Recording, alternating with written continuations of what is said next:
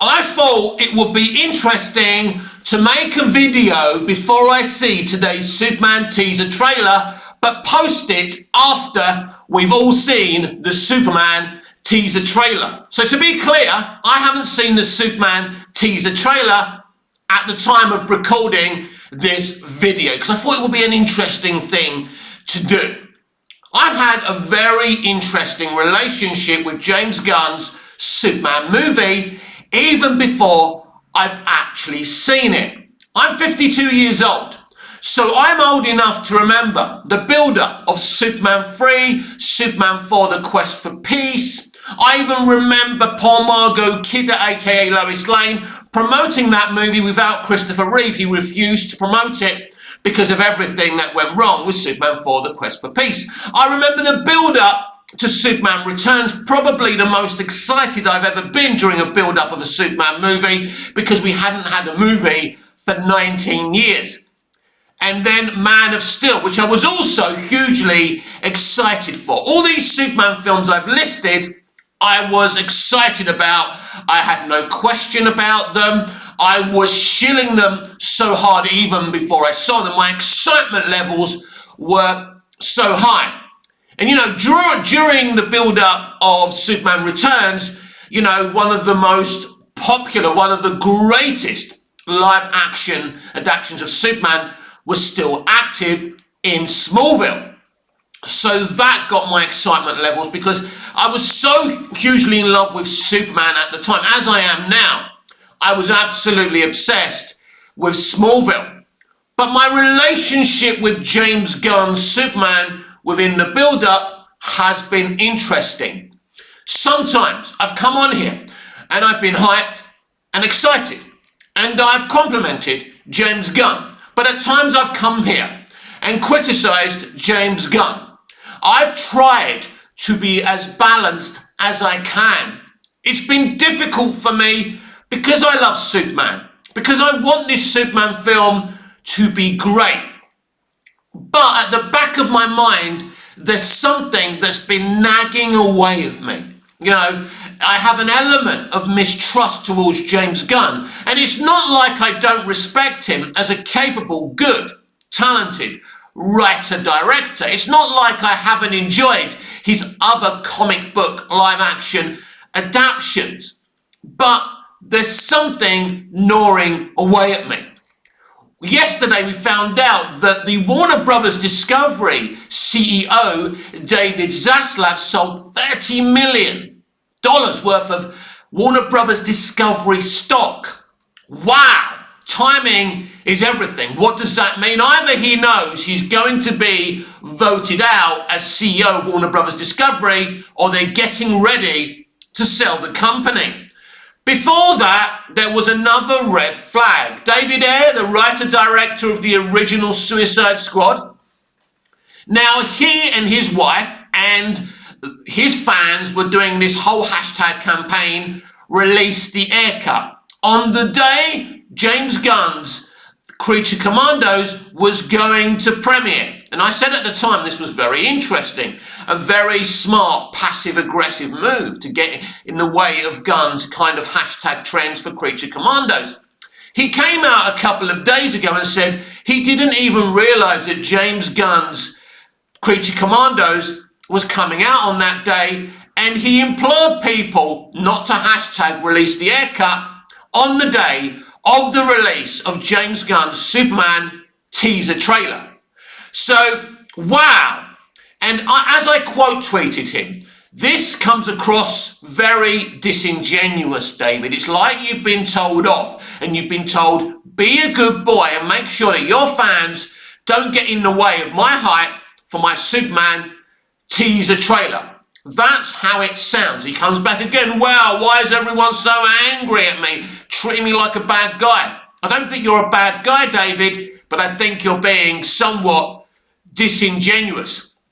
And this is why I have an odd relationship with James Gunn's Superman movie. Now, we saw the teaser of the teaser. I quickly reacted to it the other day. And it's interesting, when I saw it, I really liked the Daily Planet exterior. I think it looks stunning. I liked the flying, but I hope he's not just going to be flying down by his side. By now, we will know that, I suppose, if we've seen enough of this teaser trailer. Now, to be honest with you, right, I'm not a fan of first teaser trailers because they give away very little. I remember Man of Steel's first teaser. That teaser, I didn't hate it, but it did nothing for me. We were seeing fish hooks going into the water. We were seeing scenery. We saw Henry Cavill in his beard, which was interesting and very different. We saw from a distance that Henry's Superman was flying with a sonic boom, and that looked interesting, but we didn't see enough, right? So I couldn't really say, oh, I liked that, or I didn't like that, or I'm going to like this film. Now, all the other trailers were awesome because we got more detail. But this is why I don't like teasers. We're all getting so hyped and, obsessed over this Superman teaser trailer. Remember, we've already seen it by this point, but on recording this video, I haven't seen this video. I haven't seen the Superman teaser trailer. And I just thought it would be interesting to put this up after we've all seen the teaser trailer. So I'm not expecting very much to be revealed about this movie. Because basically, at this point, my knowledge is that this trailer will be, again, we've already seen it by the time I've uploaded this video, but at the time I'm recording it, I haven't seen it yet. So apparently it's going to be 2 minutes and 20 seconds. That's a good length for a teaser. I remember the days where teaser trailers were barely a minute. So it'll be interesting what we see. But let's go back to the teaser of the teaser. I noticed something, and I thought I was alone at the time, but a lot of people are saying it. Now, the pictures of the extras with the cam phones, the squashed up interior of the Daily Planet when they're standing there, not the long version, I think that's kind of okay, but the other one looks really cheap. Then you've got the people coming out of the kind of army barracks. There's this guy with a cap who looks like, why are you bothering me kind of thing. His acting doesn't even look that good. Those shots to me looked really, really cheap. And I thought I was the only one. I thought but then I went onto Twitter and a lot of people are saying, these shots look cheap. Now I hate the whole thing that it looks like the CW. Now what people are trying to say is when they say that is it looks like a cheaper TV production. To be fair, most of the CW Arrowverse shows in Smallville worked on a smaller budget. So you can understand sometimes why not all the VFX worked. I don't think it's fair to shit on the CW Arrowverse or Smallville. For example, Superman and Lois had a bigger budget and was produced and shot by movie people, by proper cinematographers that work on film. So there's a difference why the production values on Superman and Lois are of a higher standard than Smallville. Don't get it twisted. For a television production of its time, Smallville's cinematography and VFX was outstanding. But I understand what people are attempting to say. But again, the flying looked pretty cool. In a way, it looked pretty similar to some of the flying from Man of Steel. And that's something else that I'm really, really concerned about. Now, the other day I said I felt a lot more happy about this movie when I heard James Gunn's quotes, which I was. For example, he calls Lex Luthor a great scientist who's almost a sorcerer. Isn't it interesting in Batman vs. Superman Dawn of Justice, Eisenberg's Lex Luthor literally creates Doomsday using Kryptonian technology. That's kind of him being a scientist as well. That's what concerns me about what Gunn is attempting to do here. I am concerned that Gunn is just going to be checking off Superman's greatest hits. Kingdom Come, All-Star Superman, Superman 78.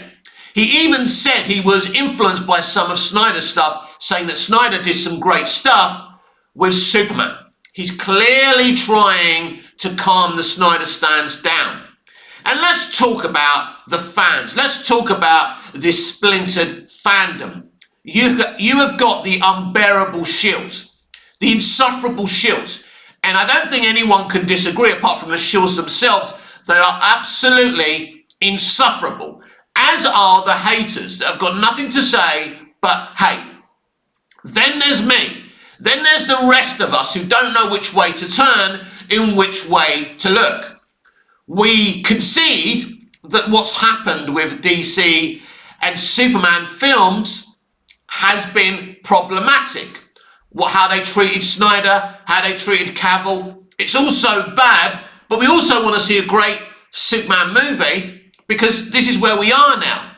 Cavill's gone, Snyder's gone, and it's unlikely that they're coming back. I believe everyone's take is valid, and I try and respect everyone's take.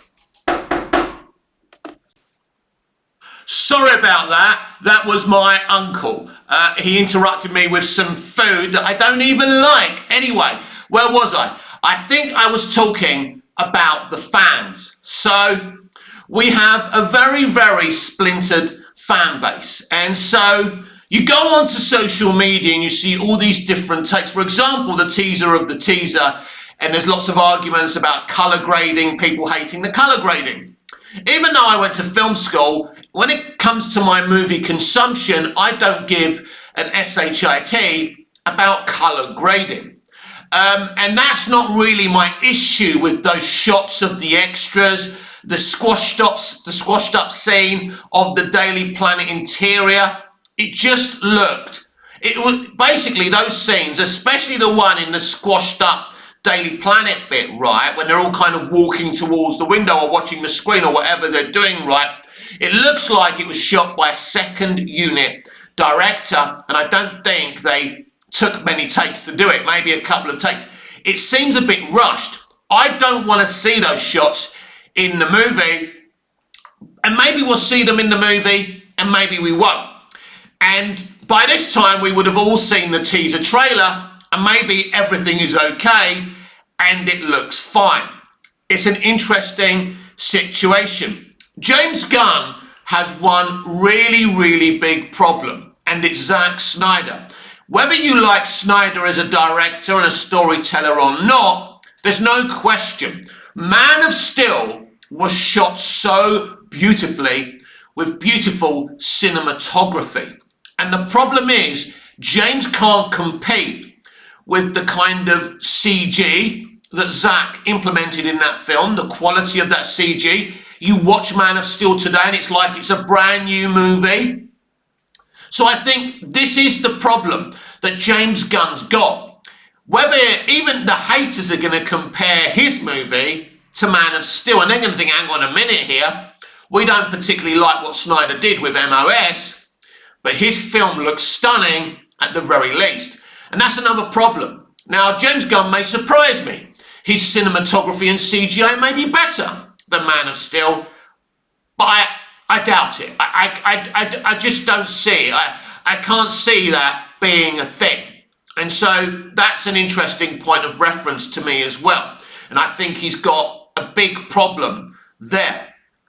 And I said from the very beginning that this film probably has the lowest budget out of any Superman film since Superman 4, The Quest for Peace. And I was talking about from around 100 million budget to maybe 140 at the very most. And I think it was one of the producers of, the Superman 78 era. I forgot his name now. He says, one of the biggest things, the biggest stars of a Superman movie is your VFX, is your special effects. And if you don't invest in your special effects, you've got a problem. So we'll see how that works out. But, we know that Warner Brothers Discovery are in a huge amount of debt. We've just discussed how Zaslav has sold $30 million worth of stock. As I said, it's not a good look. So, and you can see the desperation even with this teaser trailer. We had all the quotes from James Gunn. This is all, you look at the other studios, you didn't get this when the first Sonic movie came out. The biggest thing with the Sonic movie was when they first released that trailer, it wasn't good. Then they went back and they gave us a better design of Sonic. But there wasn't quotes from journalists. This is so desperate, by the way. As I say, I like all the quotes from James Gunn. But, these are the kind of quotes you expect during when there's a week, when the film's got a week out. but we're already getting quotes. They've actually allowed the press to go and watch the trailer. And it's nothing new to allow the press onto a set and to take interviews. But to release those quotes before a teaser trailer is very, very abnormal and desperate. But we didn't just get a teaser of the teaser. We had James Gunn actually saying, "Hi, it's your friend James Gunn, just another," and he was saying on social media, this is a Superman fan talking to Superman fans. So they're so desperate to make this film successful. He also said, as part of the marketing, that this is not just any film. This, and they want you to remember that this is supposed to be big. This is not just any film. This is a Superman film. So they're really trying to make it a big deal and a big thing. The problem is when you look at next year's releases, nobody else has to put this much effort to convince you into going to watch a movie. Wicked 2, the marketing drive was huge, but some of the interviews were bordering on cringe. Horrible cringe. People didn't care because it's a Wicked movie. People love the Wicked theatrical musical. People were always going to watch that film, and it's a well-made, entertaining film. You can't really get that film wrong unless you start changing everything about it. And they're not even, New Hollywood are not even stupid enough to do that. So Wicked 2 will be big. Jurassic, the new Jurassic movie will be huge. Fantastic Four. We don't really know the quality of that film. It'll be interesting to see a trailer of Fantastic Four to see and compare it to the first trailer of this brand new Superman movie as well. And people are already, throwing their coat on why maybe Superman may only make $500 million at the global box office. And they're saying the reason Man of Steel made around 650, 700 million at the global box office is because it was jumping on the success of the Dark Knight trilogy, Nolan's Dark Knight trilogy. That's utter BS. Even though the Dark Knight Rises made a lot of money, pretty much off the back of the Dark Knight, people had a lot of complaints about that movie. Personally, I like that movie. Is it as good as the first two? I wouldn't say the execution is as good as the first two, but it has a really deep, interesting story there. But Ledger's death really fucked Nolan up with that third movie. We know he wanted to use Ledger's Joker again. So he didn't really have a villain for that movie. So, he came up with Bane and it was all rushed basically, but still a pretty great movie if you think about it. Man of Steel made 650 million. And I remember Variety and the Hollywood Reporter, criticizing the film for taking so long, for crossing 200 million at the domestic box office, right? And there's many, many reasons why Man of Steel made 650 instead of $1 billion. It's the contemporary nature of Man of Steel. What I like about Man of Steel, what I like about Lois and Clark, The New Adventures of Superman, what I like about Smallville, what I like about Superman and Lois, they're doing their own thing. Now, Smallville sometimes, we should get to this, right? We should get to the John Williams score, because I think that's an interesting thing to talk about as well. Smallville did play slightly the John Williams Superman score sometimes, like the Rosetta episode at the end, when Clark and Jonathan are embracing at the end, and you see that Jonathan's saying, you're going to be a hero and all that. But when you look at Jonathan, he looks a bit frightened and doubtful of what his son can become. So they play a bit more of a somber version of that theme. And then when we first see Christopher Reeve's Dr. Virgil Swan, it goes and it's really, really cool. But Smallville did use that theme at times, but they didn't really change it. And that's another thing for me. So John Murphy has his own rendition of this theme. And James Gunn has said, it's kind of there. But it'll be interesting. So, the thing is with this movie as well, it's really jumping on the Superman 78 nostalgia vibe. And as I said earlier, one of the things that concerns me is the greatest hits of Superman. I don't want this movie to be the greatest hits of Superman. That's why I love Smallville. That's why I like all the live action adaptations I've spoken about. because they were contemporary. This is one of the reasons Man of Steel didn't make $1 billion, because of its contemporary nature. Man of Steel, in a lot of ways, is a bit like George Lucas's Star Wars prequels. They made a lot of money, but fans didn't particularly like them. Now, a lot of fans, the younger fans, loved those prequels, right? I loved those prequels as well, and I was a young adult at the time. But people my age weren't really, diehard Star Wars fans weren't totally in love with the prequel. I think that's what Man of Steel is. It has its fan base. It made a respectable amount of money, but the studio obviously wanted to make a lot more. And I get that, but Man of Steel was a fresh, contemporary take. It didn't use the whole, Williams theme. It didn't have the yellow S at the back of the cape. It did its own thing. It was fresh, because if you want to see the older Superman movies with Christopher Reeve, you can go and watch them, right?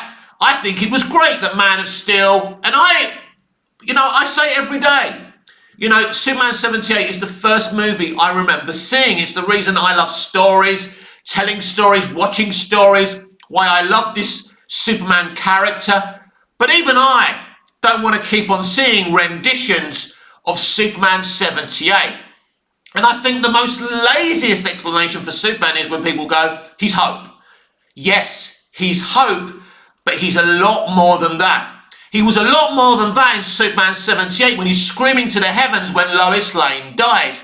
He's more than that in Smallville when Clark Kent is at Jonathan Kent's funeral.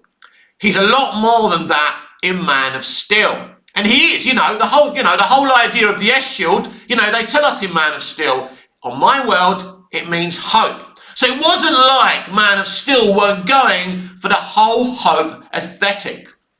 People forget that people say, well, Man of Steel wasn't very hopeful. It actually was, but it just didn't beat you over the head with it. And this is the concern.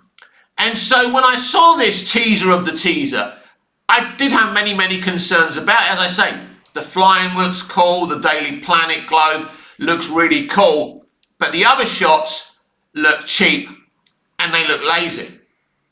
And as I say, I'm recording this video before I see the actual teaser trailer, and you're watching this video now after you've seen that teaser trailer. So the comments on this video will be very, very interesting. And so, there's so many, this is why there's something been gnawing at the back of my head for the longest of times, because I don't trust these people. And it's not just about, I always hear this phrase, people say, I trust James Gunn. And I always say to people, well, why? Why do you just trust James Gunn? What has he done for you to trust him? Well, he made 3 good Guardians movies, which he did. He made The Suicide Squad, again, really great movie, and Peacemaker was really good. But he also is a guy who talks a lot. He's also a guy who hasn't always been honest with the fans. He told us the Flash movie was one of the best movies in the comic book movie genre. And as I said before, that simply wasn't true. Again, they were desperate for that film to be successful. And it's very, very interesting in terms of marketing. And we're only at the teaser trailer, by the way. But they seem to be trying to use the same marketing tactics for Superman as they did for the Flash movie. They screened the Flash movie at CinemaCon. And, every shill, every unbearable shill, every member of Access Media coming out, it's the most amazing film ever. All the rumours about it being great confirmed. You have people like Matt Ramos bullshitting in it, bullshitting about it and shilling it. And it was all a fucking lie, everyone. So when people say, oh, I trust James Gunn, well, why? He was employed by the people who removed Snyder. He was employed by the people who thought Justice League was a good idea. Yes, they're hiding there. Zaslav may be there, Adby and DeLuca may be running Warner Brothers Pictures, but those people are still there. And I've told you that before. Make no mistake. So even though I've been on the fence and I've tried to be fair and as balanced as I possibly can, because as Tyrone Magnus says, everyone is biased, including me. And, I have my biases, but I try to put my biases to one side, but it isn't easy, is it? And we have this situation, we still, I believe after we see this teaser trailer, and we've, as I say, on uploading of this video, we've already seen this teaser trailer. I still don't think this is my prediction, right? And this is at the moment, and you're watching this when you've seen the trailer, right? I'll make a prediction that this trailer will not reveal the plot of this movie. Let's see if I'm right or wrong. And that's an interesting situation, as I've explained before. By this stage, we knew the plot of Superman Returns. It had a detailed synopsis, as did Man of Steel. And this film at this point, doesn't have a detailed synopsis. I don't know if that's changed on the release of the full teaser trailer. We will see. So there's a cryptic element for this movie. And we have a similar situation to the build-up to The Flash, where you've got all these DC fans all over social media making it look like that this is one of the most anticipated films out there. But I don't believe that's the case. Because that's how it looked like with the Flash movie. All these people are shilling it. It's going to be successful, right? I actually fell for it. And what did it make? 300, 200 million, whatever, just over 200 million, 300 million, whatever it made. It was a flop, right? Obviously, there were many more, extenuating circumstances. Ezra Miller's, behaviour and alleged antics didn't help the situation. But it's not like the other DCEU movies that were released last year did much better.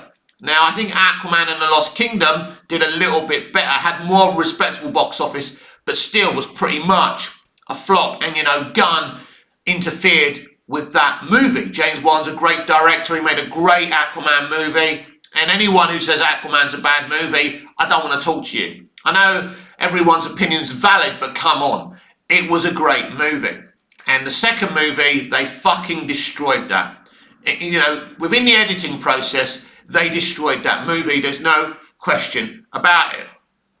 So I sit here before seeing this trailer, utterly intrigued and excited as a Superman fan to see this trailer. It's not like I ain't excited, but it's a different type of excitement, and it's not the same because I'm long in the tooth now. I'm older and I'm wiser. I remember, as I said earlier, being so hyped for Superman Returns. And in all honesty, once I saw the movie, I saw some really good moments in that movie, but I didn't particularly see a fully great Superman movie. And that's because, again, WB cut half an hour off that movie, and we could have had a darker, more epic Superman Returns, and they cut it. Because Superman Returns, in a lot of ways, was very un-Bryan Singer when he was working on X-Men. Now, I know Singer's a problem. I know he's not the easiest man to work with, on a film production either, as well as his antics away from, making movies. Very problematic guy, allegedly. I get that. But he is a great director, or was a great director. And so, this is not we've been let down in terms of Superman before. And I think one of the problems with Warner Brothers and Superman is, in a lot of ways, the history of WB is defined by Superman 78. It was a unique movie that broke the mold in terms of visuals and making an epic superhero movie. It was the first epic, amazing superhero movie. So that's defined WB in a lot of ways. And they're very protective of that movie and that character. And in being protective of Superman, they make mistakes. As Dick Donner was allowed to make a contemporary, faithful comic book adaptation of Superman, to be fair, other filmmakers should be allowed to have their take. You've got to think very carefully before you allow someone to make a Superman movie. You've got to sit down and think, how bold and creative do you want this guy to be? Do you just want to tick the boxes? Do you just want a traditional Superman? Do you want them to do what Goyer and Nolan and Snyder did with it and make it very contemporary and unique and a little bit out there? You have to make a decision. Are you just interested in big box office, or are you looking to be a little bit more bolder and contemporary? And this is what kind of worries me about James Gunn's Superman movie. I'm not sure that we're going to get a bold contemporary take. It's clear we're going to get a Fortress of Solitude. It's clear we're going to get some of the traditional elements.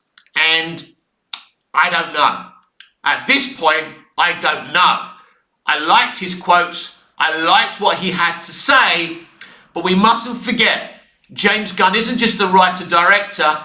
He's a really good salesman. A lot of these writer-directors, these creators, are very good used car salesmen, right? They're very clever at sucking you in and being able to sell their films. So there will be a reaction to this teaser trailer. Maybe you've already seen it before this video has gone up. So at this moment in time, I don't have a clue. I'm not an insufferable shill. I'm not a hater. I just love Superman. I just love scripted entertainment. And I want to enjoy it. And I want you all to enjoy it. And we'll have to wait and see what happens. What does the future hold? We will see.